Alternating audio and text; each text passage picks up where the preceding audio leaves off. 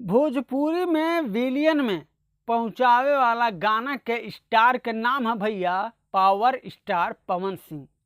भैया आपके बता दें कि भोजपुरी में इतना गर्दा गर्दा मचावे वाले के स्टार के नाम है पावर स्टार पवन सिंह। ये पावर जवन दिहल गइल बा वो ऑडियंस के प्यार है और ऑडियंस वही के नाम से पुकाराला कि पावर स्टार पवन सिंह है।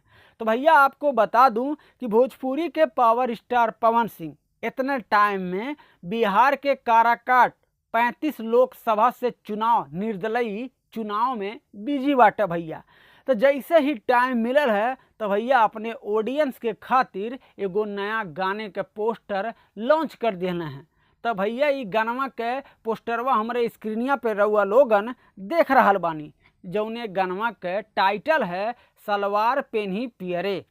और यह वीडियो के भैया डायरेक्टर बानी विभांशु तिवारी और ये गानवा के लेखक यानी कि राइटर प्रिंस प्रियदर्शी बानी। भैया ये गानवा में म्यूजिक देवे वाले प्रियांशु सिंह हैं। आपको पता होगा कि पावर स्टार पवन सिंह के हर एक गाने में म्यूजिक डायरेक्टर का काम निभाने वाले प्रियांशु सिंह हैं और चुनावी माहौल में उनका साथ देने वाले भी प्रियांशु सिंह हैं।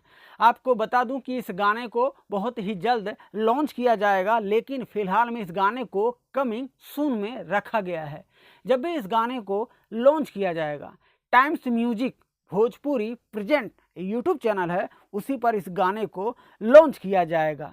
तो जल्द से जल्द आप सभी को बता दूं कि कब इस गाने का लॉन्चिंग किया जाएगा, कौन से डेट में। आप उसके लिए बने रहिए इसी चैनल पे और इसी चैनल के माध्यम से आपका छोटा भाई हर दिन नए नए गानों का अपडेट आप सभी तक पहुंचाने की कोशिश करता ही रहेगा।